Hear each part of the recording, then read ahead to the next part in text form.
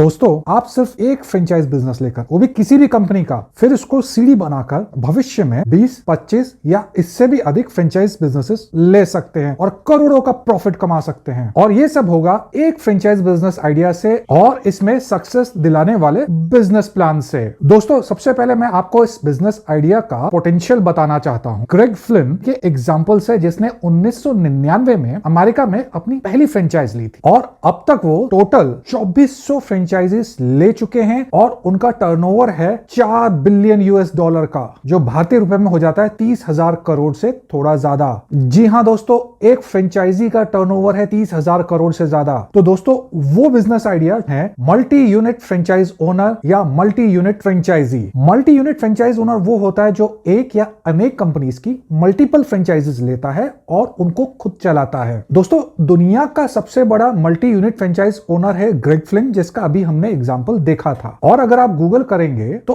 आपको और भी बहुत सारे सक्सेसफुल मल्टी यूनिट फ्रेंचाइजीज के एग्जांपल मिल जाएंगे। इस बिजनेस आइडिया के 3 बहुत बड़े एडवांटेजेस हैं। पहला एडवांटेज है कि इसकी शुरुआत सिर्फ एक फ्रेंचाइज लेकर की जा सकती है। दूसरा एडवांटेज है कि इसको कोई भी कर सकता है, वो भी अपने बजट में। और तीसरा एडवांटेज है बेनिफिट फ्रॉम कंपाउंडेड प्रॉफिट। दोस्तों, इस पूरे बिजनेस आइडिया का दारोमदार इसी एडवांटेज पर है, इसलिए ध्यान दीजिएगा। पहली फ्रेंचाइज लेने के बाद दूसरी फ्रेंचाइज लेने में जितना भी समय लगता है, उससे कम समय दूसरी से तीसरी फ्रेंचाइज लेने में लगता है और तीसरी से चौथी फ्रेंचाइज लेने में तो और भी कम समय लगता है। और जैसे जैसे फ्रेंचाइज बिजनेसेस का नंबर बढ़ता जाता है, वैसे वैसे नई फ्रेंचाइज लेने के बीच का अंतर घटता जाता है। और ऐसा हो पाता है हर फ्रेंचाइज बिजनेस से आ रहे प्रॉफिट की वजह से, जिसको हम कहते हैं कंपाउंडेड प्रॉफिट। अब मैं आपके साथ शेयर करूंगा how franchise business opportunities in India can make you rich with this 10 step business plan. इसलिए नोट करना शुरू करें। और ये फर्स्ट स्टेप है कि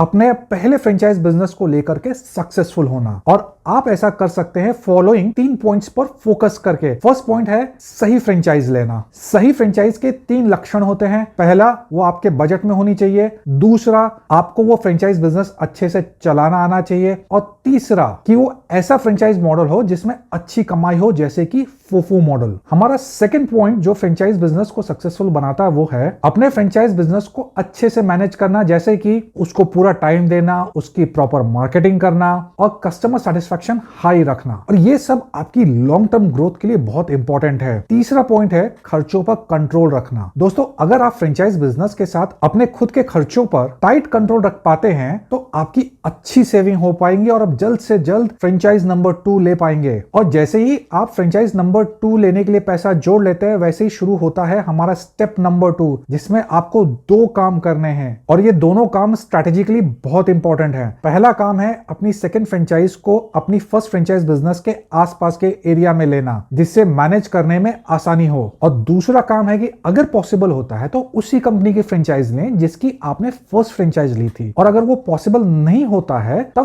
फर्स्ट फ्रेंचाइज बिजनेस से मिलती जुलती ही सेकंड फ्रेंचाइज ले। जैसे कि अगर आपने अपने बिजनेस की शुरुआत चाय सुट्टा बार फ्रेंचाइज से की थी, तो सेकंड फ्रेंचाइज भी वही हो सकती है। और अगर किसी कारणवश वो नहीं मिल पा रही है तो आप MBA चाय वाला फ्रेंचाइज ले सकते हैं या कोई और टी फ्रेंचाइज भी ले सकते हैं। ऐसा करना इसलिए इंपॉर्टेंट है क्योंकि दोस्तों, जब आप सेम या मिलता जुलता बिजनेस लेते हैं तो इससे आपके बिजनेसेस की सिनर्जी बनी रहेगी और आपके रिसोर्सेज का बेस्ट यूज होगा। इससे आपकी प्रॉफिटेबिलिटी बेटर होती है एंड एज अ रिजल्ट दूसरी फ्रेंचाइज जल्दी प्रॉफिट में आ जाती है। तो जब आप तीसरी फ्रेंचाइज लेने के लिए पैसा जोड़ना शुरू कर दें, तब हमारा स्टेप नंबर 3 स्टार्ट होता है और यहां गेम थोड़ी सीरियस हो जाती है, क्योंकि इस स्टेप को सही तरीके से ना कर पाने की वजह से ज्यादातर लोग बड़े मल्टी यूनिट फ्रेंचाइजी नहीं बन पाते हैं। इसलिए दोस्तों, इस पॉइंट पर ध्यान दीजिएगा। अब गेम इसलिए सीरियस हो जाती है क्योंकि जब आप तीसरी फ्रेंचाइज लेंगे और वो प्रॉफिटेबल हो जाएगी, तब आपके बिजनेस में बहुत बढ़िया कैश फ्लो स्टार्ट हो जाएगा एंड एज अ रिजल्ट आप बहुत शॉर्ट टाइम में नेक्स्ट फ्रेंचाइज ले लेंगे, जिस वजह से आपकी रिस्पॉन्सिबिलिटी बहुत ज्यादा बढ़ जाएंगी और बहुत तेजी से बढ़ेंगी। तब फिर आप सब कुछ खुद नहीं कर पाएंगे, तो आपको अपने नीचे भरोसेमंद एम्प्लॉइज चाहिए। तो तीसरी फ्रेंचाइज लेने से पहले आपको अपनी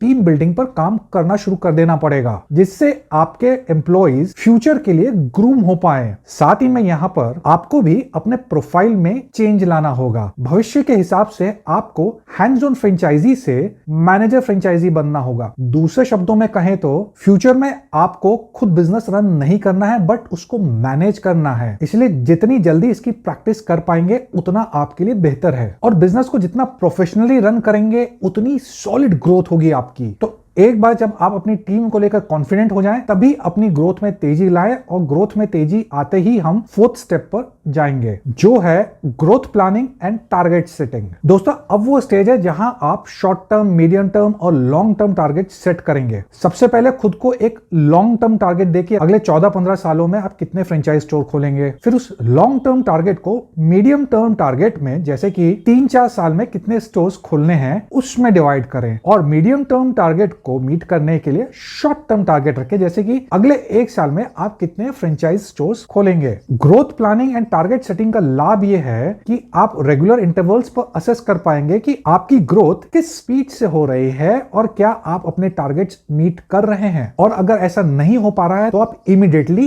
रेमेडियल एक्शंस ले सकते हैं, और अगर कहीं रास्ते में कुछ और प्रॉब्लम्स दिखती हैं तो आप समय रहते कोर्स करेक्शन कर पाएंगे। दोस्तों, अब हम आते हैं 5th पॉइंट पर, और जरा इस पे ध्यान दीजिएगा क्योंकि ये बहुत प्रैक्टिकल पॉइंट है। जब आप मल्टीपल फ्रेंचाइज स्टोर्स खोलेंगे तो यह हो सकता है कि किसी फ्रेंचाइज अपॉर्चुनिटी को लेने का डिसीजन गलत निकल आए। इसमें घबराने वाली कोई बात नहीं है, ये आपकी ग्रोथ प्रोसेस का पार्ट एंड पार्सल है। आपको जिस भी स्टेज पे लगता है कि कोई गलत फ्रेंचाइज अपॉर्चुनिटी ले ली है, उस पर तुरंत एक्शन ले। जैसे कि अगर कोई फ्रेंचाइज स्टोर लॉस में जा रहा है तो उस स्टोर को टर्न अराउंड करने का बेस्ट एफर्ट करें, और अगर वो स्टोर तब भी प्रॉफिटेबल नहीं हो पाता है तो उसको किसी और को बेचने की कोशिश करें, और अगर ये भी नहीं हो पाता है तो स्टोर को बंद कर दें और भविष्य में और घाटा होने से खुद को बचा लें। इसको ईगो इशू बनाकर चलाते रहने की गलती ना करें, इसमें आपका टाइम और पैसा दोनों वेस्ट होगा। दोस्तों, हमारा 6th स्टेप आपकी ग्रोथ का की पॉइंट हो सकता है, और वो ये है कि कोई भी फ्रेंचाइज बिजनेस लेते समय सिर्फ फ्रेंचाइज मॉडल पर ध्यान ना दें, बट ये भी देखें कि उसके ओनर्स कैसे हैं और कौन से फ्रेंचाइज ओनर्स लंबी रेस के घोड़े हैं, और ऐसे ओनर्स के साथ लॉन्ग टर्म एसोसिएशन करने का तरीका ढूंढें, क्योंकि जैसे जैसे वो कंपनी ग्रो करेगी आप भी उसके साथ ग्रो कर सकते हैं, और ये बहुत प्रॉफिटेबल ग्रोथ होगी। अच्छा दोस्तों, जब आप तेजी से ग्रो करना शुरू कर देंगे ना, तब ये 7th स्टेप आपके काम आएगा। ग्रो करते समय आपके सामने बहुत सारी डिफरेंट इंडस्ट्रीज से फ्रेंचाइज अपॉर्चुनिटीज आएंगी, इसलिए बेटर होगा कि आप पहले से ही डिसाइड करके चले कि आप कितनी अलग इंडस्ट्रीज में डाइवर्सिफाई करने में कंफर्टेबल हैं। मेरे हिसाब से किसी को भी 2 या